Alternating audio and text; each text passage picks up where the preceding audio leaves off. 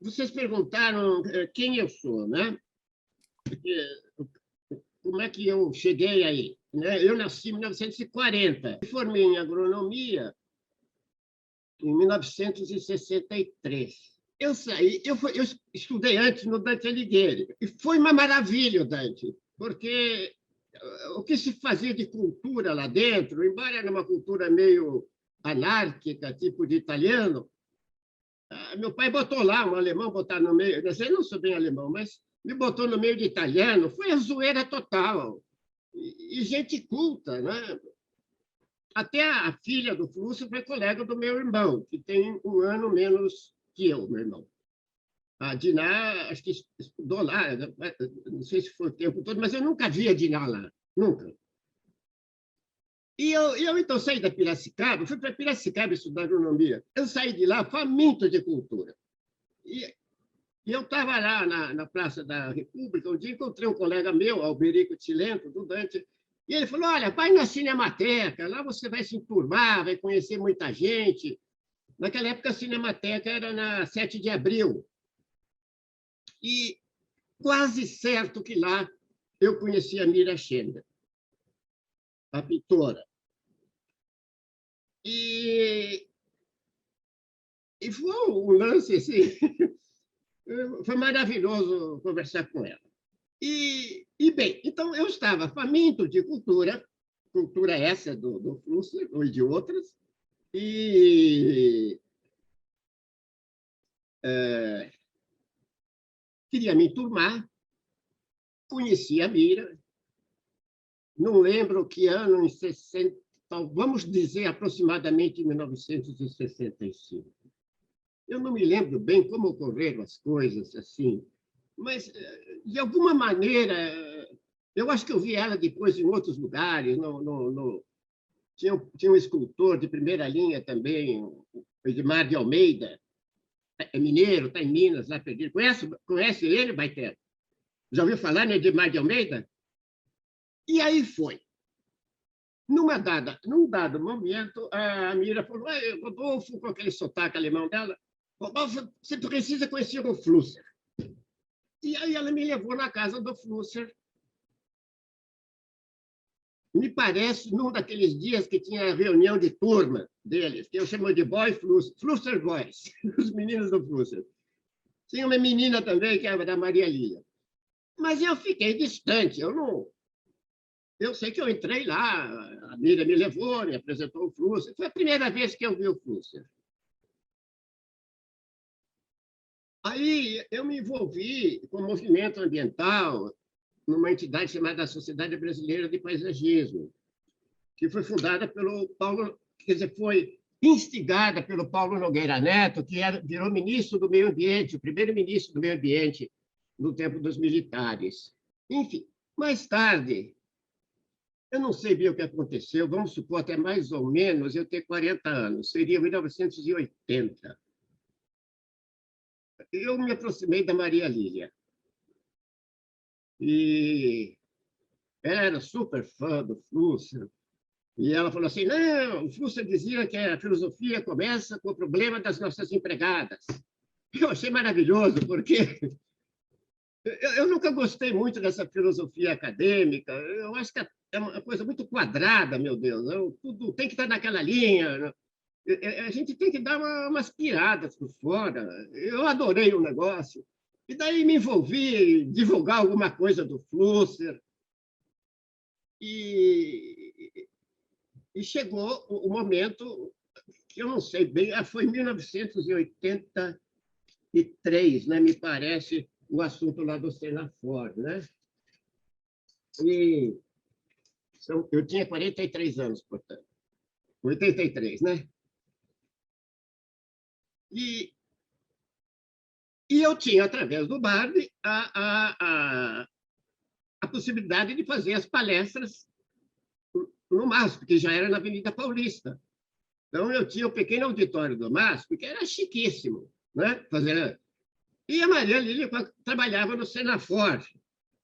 Depois eu lhe dou o telefone dela, Maria Roberta, para você falar com ela sobre o que era realmente o Senafor. Mas Senafor está ligado com o aperfeiçoamento profissional, e era do Ministério da Educação e Cultura da época, e ela trabalhava lá.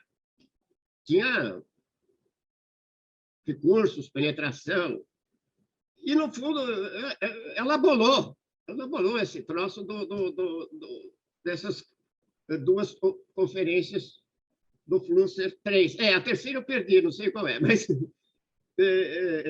lá no MASP. Então, foi o chiqué. Quer dizer, o Flusser, sempre graças a Maria Lília, porque eu só acompanhava, só me entusiasmava, e eu trabalhava na Sociedade de Paisagismo e tinha um canal com a imprensa muito bom para fazer as denúncias da Sociedade de Paisagismo. Então, eu tinha acesso à Folha, ao Estadão, eu escrevia no Estadão, no suplemento agrícola, né? E aí aconteceu o negócio da Senafor.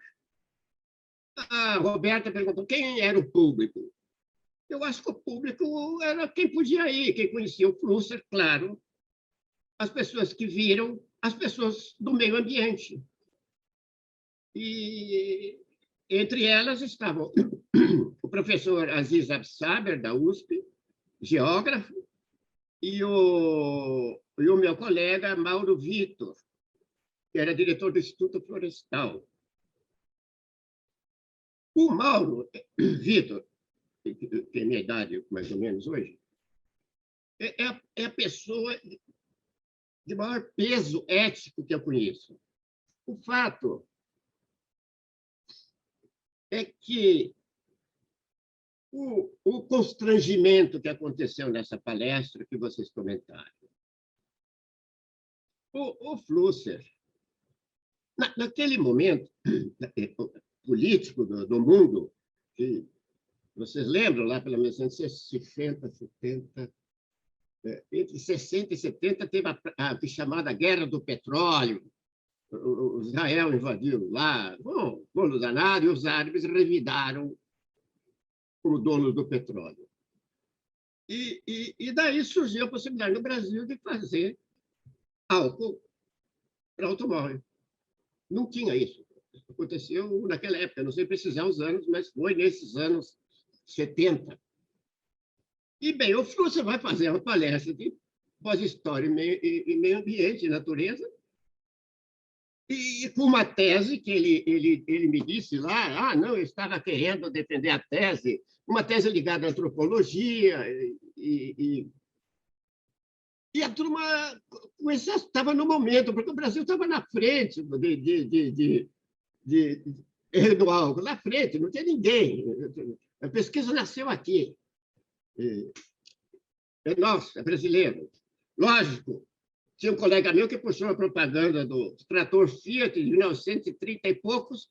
Pode pôr o que você quiser aqui dentro. Álcool, óleo, gasolina. Já se sabia que usava álcool, podia usar álcool. Então, estava a tecnologia do álcool aí, né? E vai o Flusser, entrou na dele, e a turma começou a levantar o dedinho. Pô, e energia, e o álcool, e não sei o quê.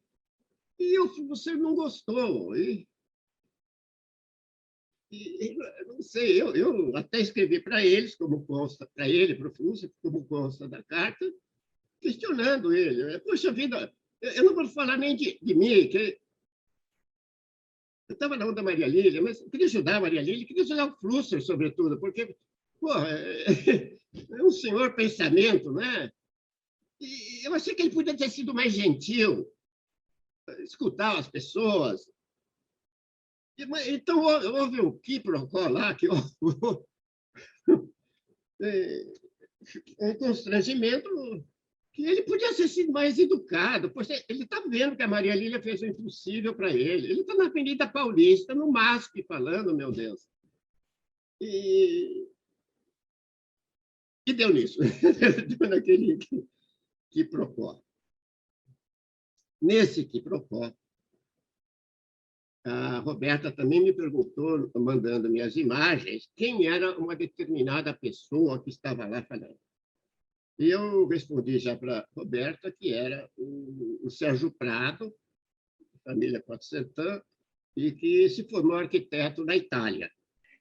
Rodolfo, então, mas eu ainda defendo, quer dizer, eu imagino que a postura do Flusser não foi nada política, mas o que ele estava falando era justamente ao contrário dessa matéria-prima. Foi possível de entender aquilo naquele momento? Não, Não, né? Eu tenho a impressão que era um pensamento difícil, porque justamente ele estava propondo uma coisa para uma década que ainda estava muito preocupado com a matéria-prima e na exploração de matéria-prima. Por isso que eu aliás, acho curioso. Eu acho que ele tentou explicar isso para as pessoas e, enfim, não acessou, né? Não conseguiu acesso. E outra coisa que eu fico curiosa sobre o Senafor é que era um órgão institucional oficial do governo. Então, ficava me perguntando se aquele público era um público ligado ao governo, ligado às ONGs, aos institutos, todos governamentais, todos oficiais governamentais.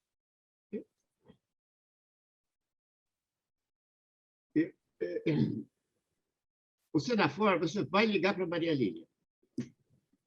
Mas o que eu posso dizer é que o público era heterogêneo.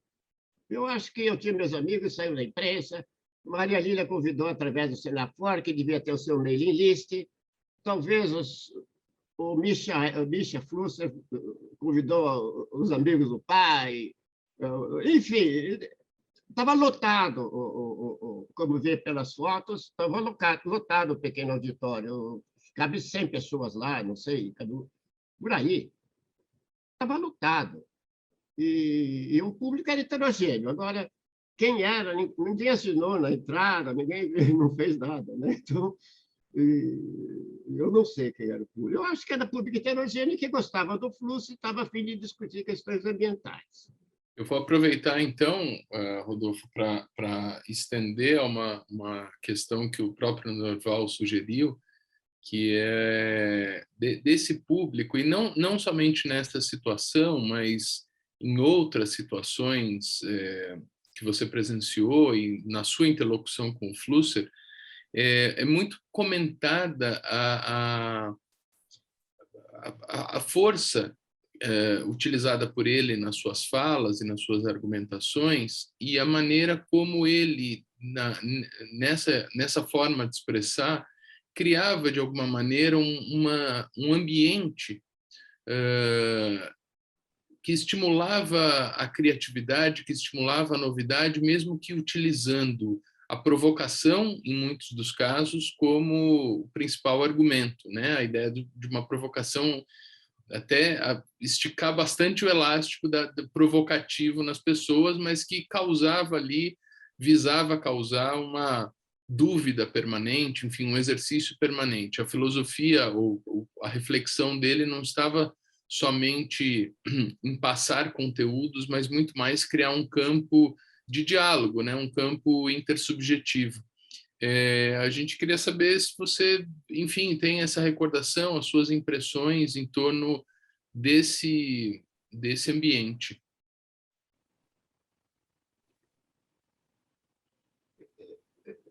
Eu falo, né? Pois é, esse assunto do Flusser tem diversos enfoques. O Flusser é complicado. Eu acho que ele era egoísta, sinceramente falando, porque ele podia ter entrado um pouquinho, feito um esforço. Olha, pessoal, o Brasil tem gente lá significativa. Ele podia criar um link com as pessoas. O Flusser era complicado. Isso não significa que eu não gosto dele, que eu não quero bem, todas essas coisas. Você sabe muito bem que não é isso, não é verdade? Mas ele tem que admitir. Eu também devo ter meus defeitos, cada um tem seus defeitos. E o diálogo dele, talvez a conversa dele, a conversa provocativa dele, e talvez por isso que ele não tenha sido aceito na USP, por exemplo, que são acadêmicos, eu acho que ele filosofava a partir realmente do problema das empregadas. ele filosofava na hora que alguém questionava ele. Eu acho que ele não estava muito... Às vezes eu fico pensando até onde ele estava naquela história de querer convencer alguém de alguma coisa. É como se ele jogasse cartas e pegasse um modelo de pensar de volta para continuar a palestra. Esse assunto merece uma conversa assim, só de uma hora, esse assunto dos modelos de pensar, porque eu já estou falando de modelo de pensar. Então, de repente, ele joga o modelo de pensar e vê um bom, cara, e faz uma perguntinha boba, mas para ele é genial, se está dentro da matriz de pensamento dele. Para ele já valeu, porque daí ele dá o troco em volta. E aí eu fico imaginando que o modelo de pensar do Flusser era criar modelinhos dentro do próprio texto, né? Essa crônica que está aqui, por uma ecologia multicolorida, é um monte que ele fez na Casa da Cor, é um monte de modelos em cada parágrafo. Quer dizer, no fundo, você vai ver qual é o assunto que ele está tratando. Ele fica, não, pode ter, a ecologia tem que virar cor, por que vai ser verde? Agora é cinza. Vamos fazer tudo colorido, ninguém mais vai trabalhar. É interessantíssimo esse texto para ver como o Flusser pensa. Eu acho que ele sempre pensa assim em tudo. Pode ser que não, não sei. Eu não sou formado em filosofia. E seja como for, esse modelo de pensar era fascinante, porque ele acabava captando o interesse das pessoas que estavam assistindo. As pessoas ficavam como que hipnotizadas. Você assistir a palestra gravada é uma coisa. Agora, a vibração que ele dava, a atmosfera que ele criava, Baitello, era 10 vezes mais grudento os conceitos dele. Pegava 10 vezes mais. Você assiste a palestra do Flusser, da natureza, é vazia, você até dorme, é igual a dos outros, é como se não tivesse força, né? Aí cai no Walter Benjamin, né? Que começa a questionar a arte que interessa é aquela que tem a força do artista. Quando a gravura já não interessa mais, já perdeu o espírito do artista. Então, é como se ele estando presente, todo mundo entendia o que ele falava. Sim, Roberta. Aquela questão que o Flusser também coloca nos anos 80, que é eliminar a diferença entre natureza e cultura, entre esses universos, ou de ecologia. Então, o que era ecologia, o que é conservar? Deu para... Enfim, como que você vê isso? Foi possível de entender isso naquela época e vendo o mundo como você está vendo hoje, a queimada que você viveu, as outras queimadas todas e toda a questão ligada ao meio ambiente, mas também ligada ao social, a falta de articulação entre as pessoas, enfim, faz algum sentido com aquilo tudo? Olha, eu quando entrei na do Flusser, eu vou falar assim claramente, eu questiono, quando ele fala de natureza em si, tudo bem, ele disse claramente qual é a matriz dele. A minha matriz é antropologia, tem lá um pouquinho de arqueologia, e tem até psicologia, viu, Baitello? Você falou lixo. Psicólogo é o funcionário do lixo, o fulano que trata do lixo mental. Não, quer dizer, cada um de nós que fez análise sabe, você vai lá no analista, você espera dele que ele te tire o lixo e você saia mais leve de lá, pronto para outra. É o que você espera, isso. Isso é muito similar a você fazer meditação zen. E você vai lá, fica quietinho. O que acontece no início? Vem as ideias, você joga fora, vem outra, você joga fora, até que depois de algumas semanas você está limpo lá. Você está... o objetivo é o mesmo, né? Hoje a Monja Coen fala muito em concentrar na respiração. Mas vamos voltar à natureza. Então, eu acho que o modelo meu que me interessa discutir com o Flusser não é o energético, Mas é a sobrevivência da espécie humana. Esse é o modelo que me interessa. Então, ficar falando da antropologia é maravilhoso, é um exercício psicológico, e serve para o futuro, serve para entender as pessoas, serve para abrir e ocupar espaços mentais, serve para enriquecimento artístico, emocional, psicológico. É maravilhoso, mas e se a humanidade acabar nesse ínterim? Então, eu não estou... A humanidade, a espécie Homo sapiens, eu não estou falando do resto. Então, aqui, ó, em 1900... Vocês vejam, são os títulos aqui, ó.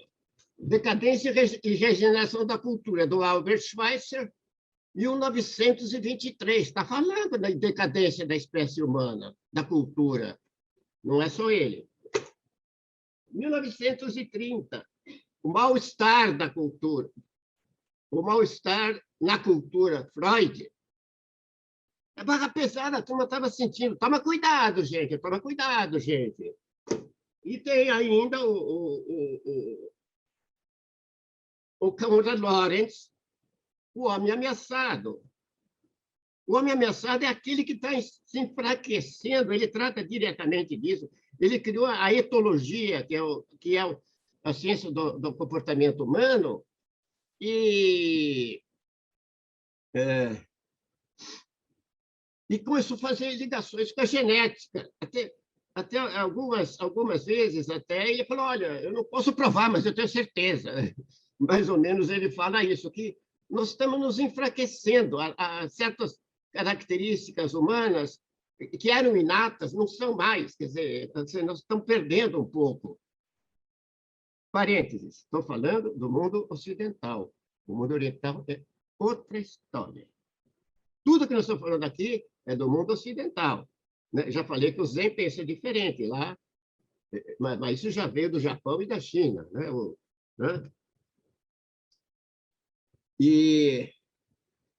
Bom, então, a matriz do Flusser, então, resumindo, a matriz do Flusser é a antropologia. Eu acho legal, mas não é essa a minha. Eu estou preocupado com isso. Então, o meu interesse no Flusser era chegar nisso. Eu tentei várias vezes, mas ele acha que, como na palestra, ele também entrou na dele. Tudo bem, eu até gostei, porque eu aprendi muito na linha do pensamento dele. Fala, Roberto. Ótimo. Me dá fôlego de novo. Não, mas é que você não acha que isso tudo tem a ver com cultura, Diogo? Não, Diogo? pelo contrário, esse que é o ponto da questão. Você não acha que essa é uma questão cultural? Não é essa cultural. Questão do vírus, a botânica, a genética. O vírus é uma mutação, independe do homem. Sim, mas o que o homem pode fazer é abrir espaço para o vírus. Isso que é o que nós estamos fazendo. Isso é cultural, mas nós não podemos esquecer os processos vitais. Os processos vitais não são culturais, eles são dados. Culturais. Então, não pode misturar. Deixa eu pedir um pouco a palavra, que eu acho que a Roberta está puxando muito o assunto para a questão cultural. São duas realidades. A primeira realidade, que é a realidade biológica e social do homem. E é essa que está ameaçada. E não é só uma questão cultural. A questão cultural, claro, ela é determinante, como o Rodolfo disse, né? Essas empresas mandam em países, mandam em blocos, né? Mandam em blocos de países, né? Como Monsanto, como Bayer, como tantas outras, né? Mandam. E o que está ameaçado é a primeira realidade. E a contribuição do diálogo do Rodolfo com o Flusser é justamente essa, porque nós sabemos que existe uma questão cultural, e essa questão cultural ela é tão devastadora, né? O que nós vemos hoje no Brasil, o que vemos acontecer nos Estados Unidos, o que vimos acontecer na Grã-Bretanha, né? Com a questão do Brexit, né? São questões culturais, mas o Rodolfo puxa justamente o diálogo dele com o Flusser foi justamente nessa questão da primeira realidade. Então, essa reflexão que você traz, ela é super bem-vinda. Nós não podemos mais ignorar isso. E o Flusser, ele tinha ouvidos para isso, né? Porque tá para sair agora um livro, no mês que vem sai um livro que eu escrevi sobre o Flusser, que se chama A Fotografia e o Verme. Né? Então, o verme era a metáfora que ele usava para a sociedade do consumo, de devorar, devorar, devorar o entorno, né? E não ter memória. Então, essa linha que você está seguindo, né? Eu adoro a etologia, a entomologia, e aí a questão dos vermes, possivelmente, e aí dos vírus. Né? Então, se a espécie humana acaba, talvez os insetos, evidentemente, vão... Eles são os donos do nosso planeta, não é, Adolfo? São os insetos. Mas as abelhas estão morrendo, né? As abelhas estão desaparecendo, hein? Exatamente. Então, vai sobrar o vírus. Nós estamos acabando até com os insetos. Estamos acabando até com os insetos. É uma questão absolutamente de urgência, urgentíssima essa. E o Flusser abre as portas para a gente pensar isso. Não o Flusser que os alemães divulgam lá. Né? O Flusser que escreveu em alemão, né? Tirando o último livro dele, que ficou inacabado, que era sobre a hominização, né? Ele fez sucesso na Alemanha escrevendo sobre os meios tecnológicos, né? Porque os alemães ficavam enfurecidos contra os meios tecnológicos e o Flusser partiu em defesa da tecnologia da comunicação. Mas o Flusser brasileiro era um Flusser muito mais rico e que esse diálogo, por exemplo, do MASP, eu acho extremamente interessante, né? Como ele... como aconteceu, as pessoas que você mencionou aqui, né, que interagiram aí, que estavam lá presentes. Então, acho que seria legal você continuar na sua praia, né? Na sua praia, defendendo aí, né? Porque Flusser era um leitor voraz de tudo que caía nas mãos dele. Ele leu Lorentz. Certamente, embora ele não citava a bibliografia, né? Ele leu Albert Schweitzer, por exemplo, né? Ele leu essa gente toda. Tem que citar um geneticista, o Jacques Monod, O Acaso e a Necessidade. Esse senhor escreveu O Acaso e a Necessidade lá por... não sei, mais ou menos em 1970. 1970 e 1973. E, a partir da genética, esse senhor era meio filósofo também. Então, a partir da genética, ele era um químico orgânico, sobretudo, o Monod. Então, ele disse o seguinte: nós, seres vivos, somos máquinas químicas. Essa história de Gênesis que interessa é a química. Nós somos máquinas químicas. E caracterizou isso em 3 processos. Morfogênese, a gente de uma célula, macho e fêmea, vira um homem. E tem invariância, quer dizer, se é homem com mulher, dá um homem. Se é inseto com inseto, dá um inseto. É a invariância. E, finalmente, um princípio interessantíssimo, que é a teleonomia. Nós somos seres dotados de projeto. Projeto orgânico. Aí vem o Flusser, que eu não sei onde, e transfere o pensamento do Monod para 14 bilhões de anos atrás, para o Big Bang. Eu falei assim, então, o projeto começou com o Big Bang, porque não tinha nada, tinha um monte de energia. começaram a se somar os átomos, cada vez mais pesados, estou usando as minhas palavras agora, cada vez mais pesados, H, oxigênio, carbono e aqueles metais pesados. Quer dizer, à medida que o tempo passou, que foi esfriando a tal da entropia, que foi esfriando tudo, aí começa a aumentar a informação do projeto, que não é humano. Vai aumentando, quer dizer, de repente eles se somam, H mais O, H2O da água. Não tinha água, mas... Então, a evolução do Darwin, ou a evolução, o conceito, nós seres vivos somos máquinas químicas, vem do Big Bang. Quer dizer, então, no tempo do Big Bang não tinha mais, não valeria a morfogênese, não tinha, mas veja depois. Mas o processo veio do Big Bang. Tem 14 bilhões de anos, 13,8.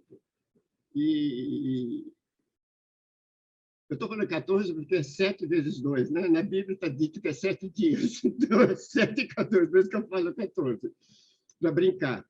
E eu acho isso... O Flusser, eu lembro, eu acho que ele falou isso em público, ele vibrava, ele estava em êxtase. Tenho que admitir que... Eu não sei aonde, quando ele falou isso. Não sei se está escrito em algum dos textos dele. Talvez você, Diogo, naquela, saiba. Mas quando ele fala em projeto, ele está falando do Monod. Ele está falando do Big Bang. Ele está falando da transposição do pensamento do Monod para o Big Bang. E aí, então, com outro aspecto do Flusser, que em algum lugar ele reconheceu esse projeto. E esse conceito de projeto é também um modelo de pensar, não é verdade? Vocês estão vendo? Aí até brinquei com o Diogo, mandei umas cartas para ele com umas piadas de modelo de pensar. E não sei se ele passou para vocês, mas... E através de piadas você pensa largo. E é fácil, você dá risada, né? Mas o projeto é um conceito, todo mundo sabe o que é um projeto: projetar minha casa, vou projetar uma cadeira, vou projetar uma viagem, né? É um conceito, está aí, quer dizer, todo mundo faz milhões de ilações em cima de uma palavrinha. Igual o Einstein, aquela equaçãozinha que tem 3 letras e um 2, me parece, é um modelo de pensar, porque atrás de cada letra tem uma multidão de conceitos. Eu não consigo imaginar, mas eu sei que tem. Então, sempre volto, quer dizer, por isso que o Flusser me atingiu em cheio com essa história de modelos. A gente trocou muita informação nessas nossas últimas conversas justamente sobre esses modelos de pensamento, né? E uma das coisas que me ocorreu e que eu te perguntei que você tinha comentado que você tinha algumas concordâncias e algumas discordâncias a partir dessas perspectivas que você citou agora nas últimas respostas, né? Mas o que me intrigou muito a partir das nossas conversas é pensar a ecologia como um modelo de pensamento, né? Mas não a ecologia somente ligada às ciências da natureza, mas a ecologia como um campo mais abrangente, complexo de enxergar a realidade. Aquela tríade natureza, cultura, lixo, pela parte do Flusser, mas por tudo que você falou agora, do acaso, enfim, o pensar ecológico seria um modelo de pensamento, né? Eu acho que a tua contribuição, a reflexão e o quanto o Flusser contribuiu com você também nos diálogos, sempre me veio essa sensação que o que está sendo proposto ali, o que vocês pensaram juntos de alguma forma, é um olhar para a realidade ecológico, independente, inclui as ciências da natureza, claro, mas não somente isso, né? É enxergar holisticamente, vamos dizer assim, complexamente a realidade. Eu queria saber a tua leitura um pouco sobre isso, enfim, as concordâncias, as discordâncias, enfim, mas eu acho que é um tema muito interessante. Deixa eu só complementar. Rodolfo, se você me permite, né?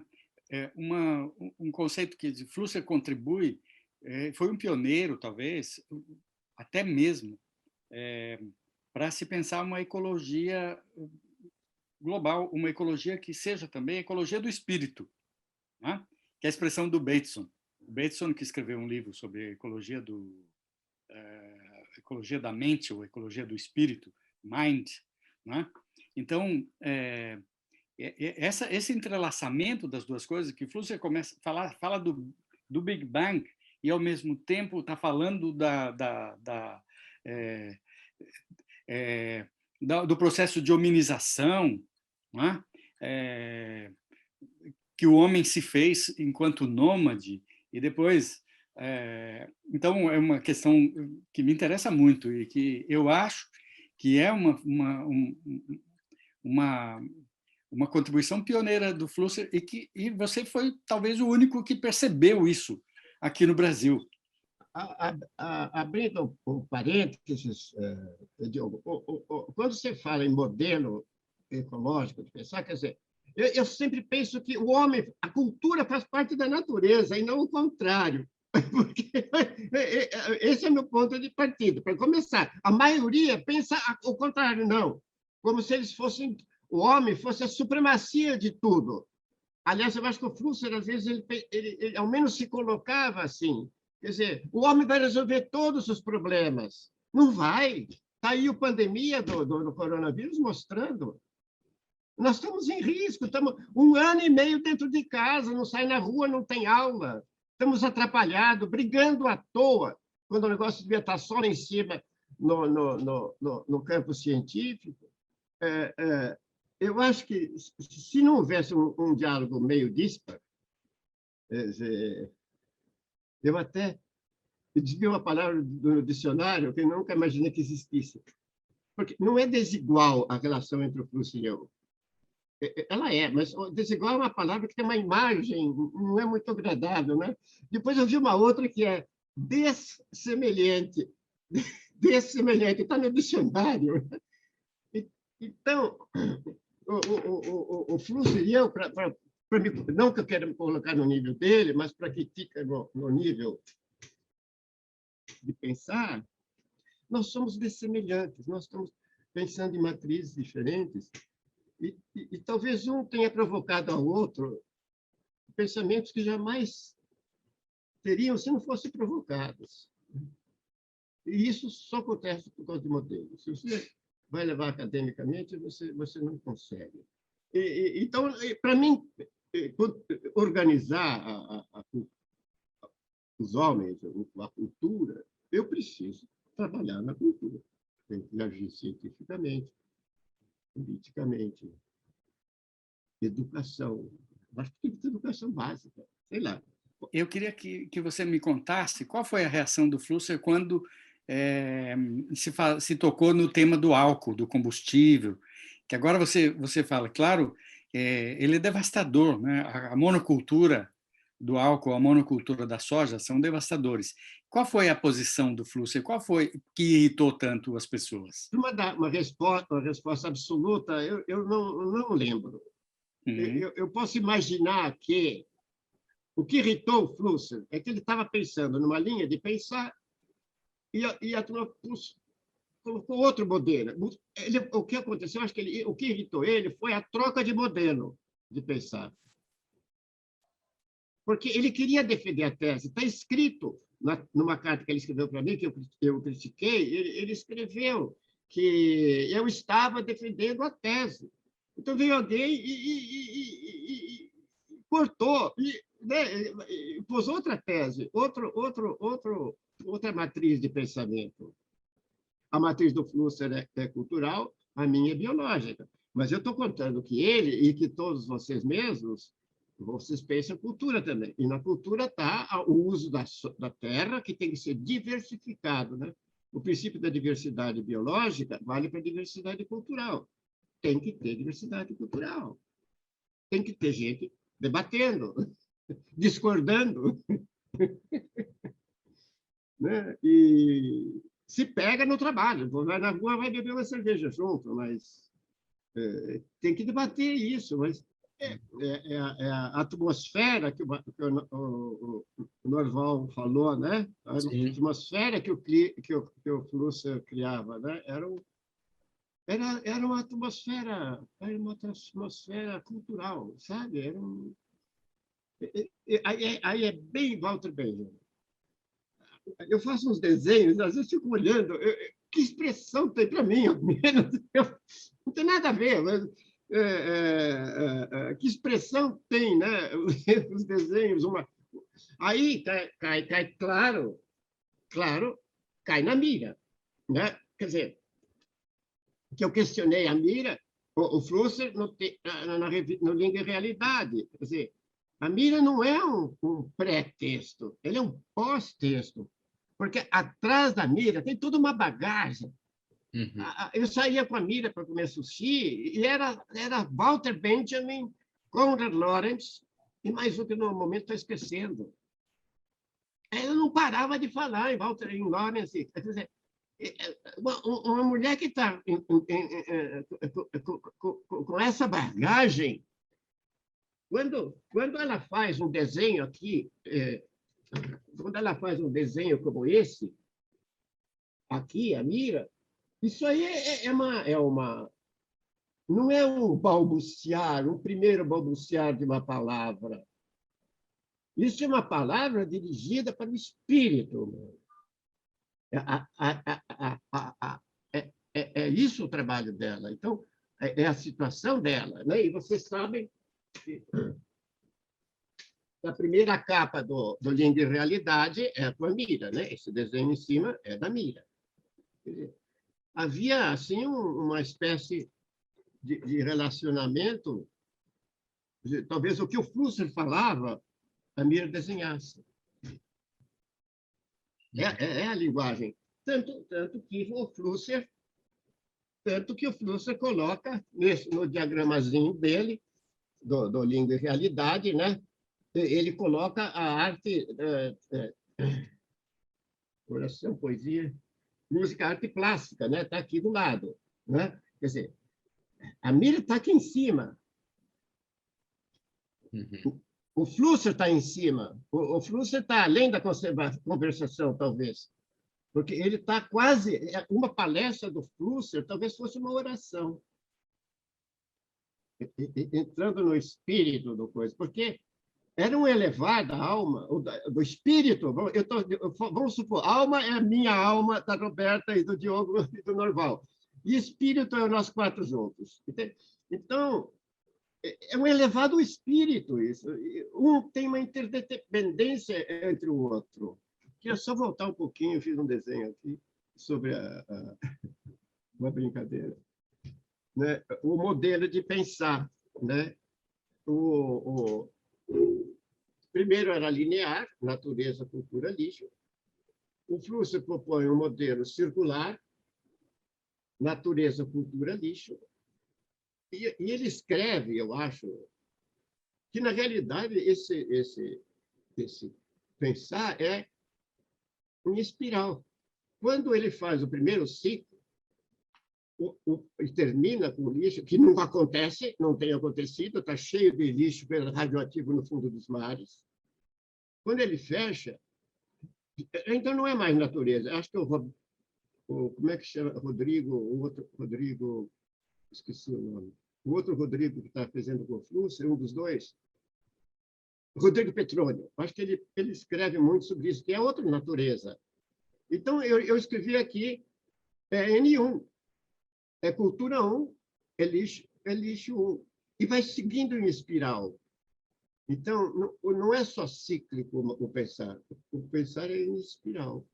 Quantas voltas nós já demos? Em que N nós estamos? No N1, N2, N3, N4, N5, NN, né?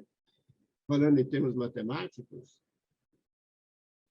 Então, o modelo de pensar do Flusser é, sobretudo, então, no caso da nossa conversa, é a cultura, a antropologia, a sociologia. E o meu é a vida. Quer dizer, a vida não é a química orgânica, porque quem está certo mudou. Nós somos máquinas químicas.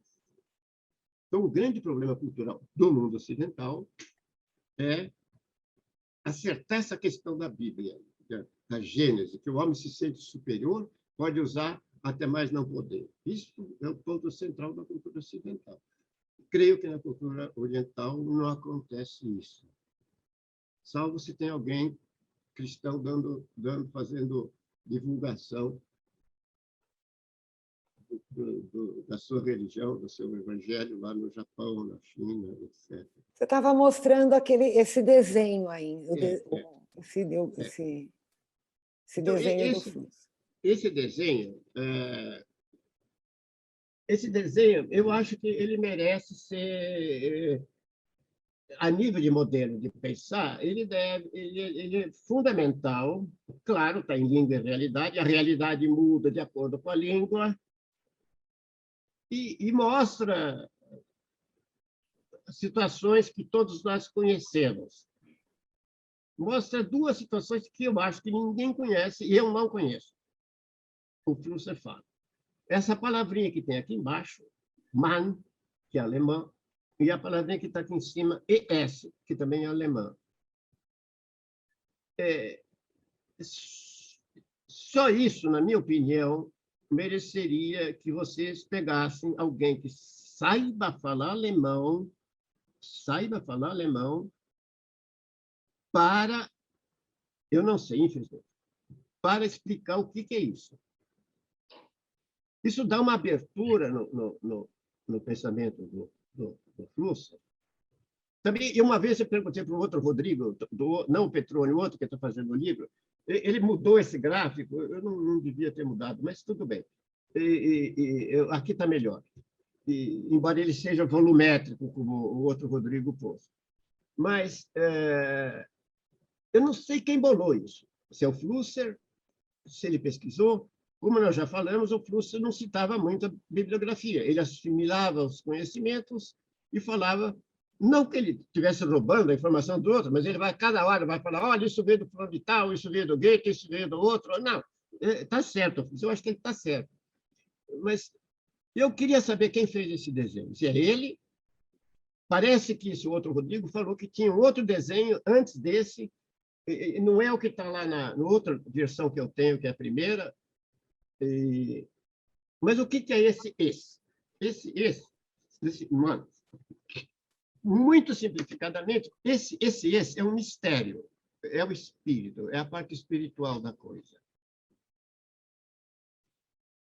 Mano é generalizada, o Proust está ligado com... Mano é as pessoas conversando à toa, com conversa fiada. Agora, o que é esse? O Flusser dá o exemplo. Em alemão, chove. Em português, chove. Você fala em alemão, regnet. Chove. Todo mundo vai entender.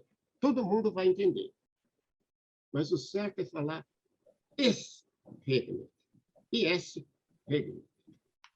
Então, o que é esse es dos alemães? Esse es é como se fosse um algo mais. Eu não sei, eu sempre arrisco que, por exemplo, em vez de chove, passa a ser chover. Quer dizer, é como se fosse no gnóstico, Deus falando chova. Mas isso é um modelo de pensar sempre, é um modelo de pensar. Mas eu acho que a gente tem que... Só isso merece uma tese de doutoramento, no meu ver, um trabalho de pesquisa. Então, quando eu falo em espiritualidade, eu falo em espiritualidade agnóstica. Agora, eu não sei, o Flusser tem uma carta que ele escreveu para Dora, que deve estar no arquivo, em que ele fala, ele se refere a Deus, certamente. Agora, também os judeus, né? Enquanto os japoneses fazem meditação zen e esvaziam,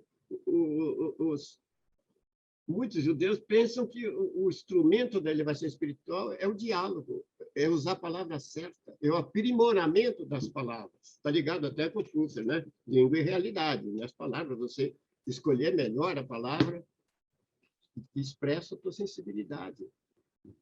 Já imaginou se todo mundo tivesse uma educação primária de primeiro nível? Não 10% melhor, 100% melhor, 1000% melhor. Onde estaria a humanidade, né? Em vez de ficar guerreando aí, Deus me livre. Então, estou diferenciando isso também. Esse negócio, adora, eu li outro dia, para me preparar um pouco aqui, o que eu fui preparando atrapalhou um pouco, mas, pelo jeito, foi suficiente